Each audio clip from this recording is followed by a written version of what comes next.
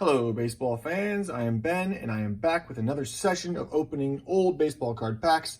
Today, I am finishing up my wax box of 1991 Score Baseball Series 1. Got a handful of packs left here. This is the end of this box for me, and let's see what we got here. I'm hoping for some of my favorites: Sean Dunston, Ryan Sandberg, Mark Grace, Nolan Ryan, and then, of course, Hall of Famers. And anything else that's interesting, as well as the next edition of our Whatever Happened to That Guy series, where we find out what happened to the players after their careers. Look at that Dan Pasqua picture of him in this throwback suit. I like it. I really do love this 91 Score series. There are so many subsets. There are billions of cards in it. I always like looking at Charlie Huff because he's the knuckleball pitcher who threw forever. I also just like how they color code everything. Everything starts with the dark blue, goes to the white, goes to the black, goes to the green, teal. Everything's really easy to flip through. The cards don't stick together.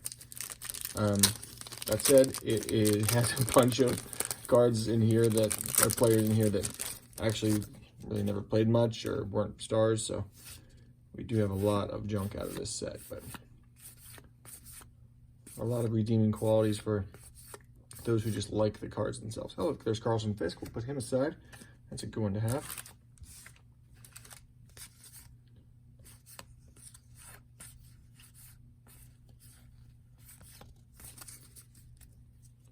I love the design work on the All-Stars with the caricatures. I love the Dream Team photography with the portraits.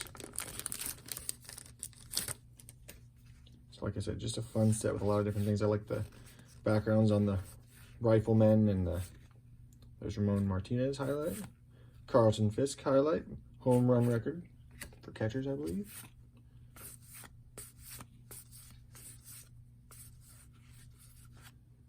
So I don't know why they felt the need to put those lenticular baseball moments things in there, but all the manufacturers just felt like we need to add something here. We can't just have cards, but that's what he wanted, so I'm not sure why they bothered with the gum or anything else.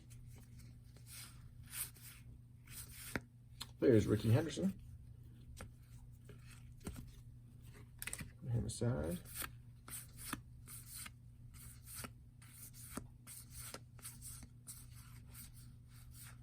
Hojo. All right.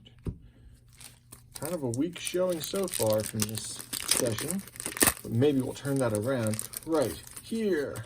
Honestly, what I'm really hoping for would be, it'd be awesome to get one of those Mickey Mantle inserts somewhere in here. There's Bo Jackson, Rifleman. That's a good one to put aside. When I was an actual child opening these back in 1991. Oh, Jesse Barfield. I'm wondering about him. What happened to that guy? I did pull one of those Mickey Mantle inserts out, and I kept it for so long. Probably, I think, the entire time I had my collection when I was a kid. It ended up not really being worth anything once the internet age came around, but just to be able to pull that fairly rare insert of those Mickey Mantle inserts out of here was pretty exciting for a 10-year-old. I like that shot of Otis Nixon kicking up dust in those old Montreal Expos uniforms. Barry Bonds. There you go, we'll put him aside. And George Brett. Hey, we're picking it back up here. Not a bad change of pace. Just a couple more here, and then we'll find out what happened to Jesse Barfield. And I'll tell you why. I chose him in just a second.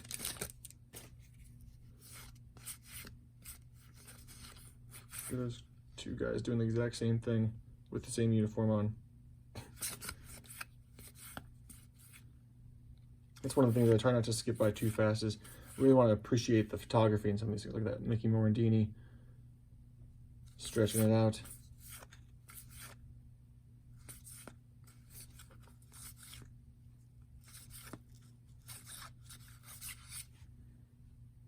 All right, last pack.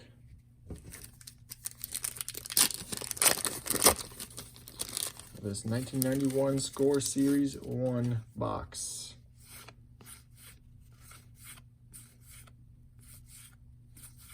There's Roger Clemens. Bobby Thigpen, the saves leader that year. And Tom Glavine. Not a bad pack to end it up with. So Jesse Barfield. So there you have it. None of my favorite players, but some decent guys in there. This is Jesse Barfield.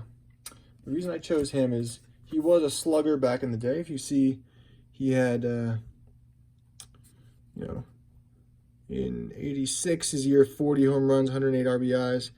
Definitely the tops of his career, but he was in pretty decent home run figures throughout his career. Hit 289 that year.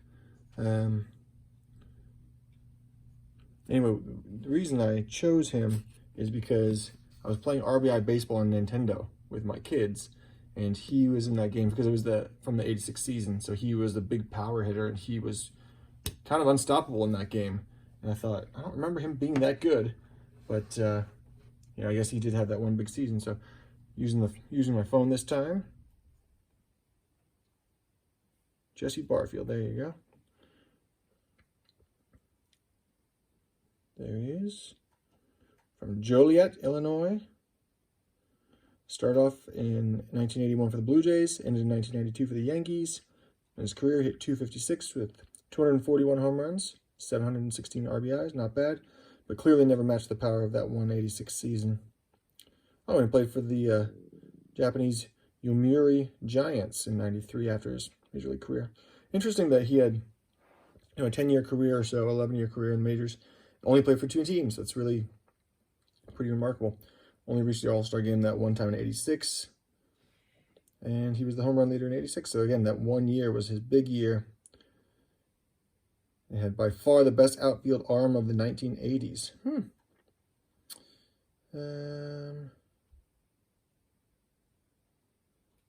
Yeah, I'll skip through some of the career stuff. I like to look at the later in life, what happened next. So his son, looks like he played for the Padres and the Indians. Another son, Jeremy, played for the Mets. Or at least was drafted. There you go. So baseball runs in that family's blood.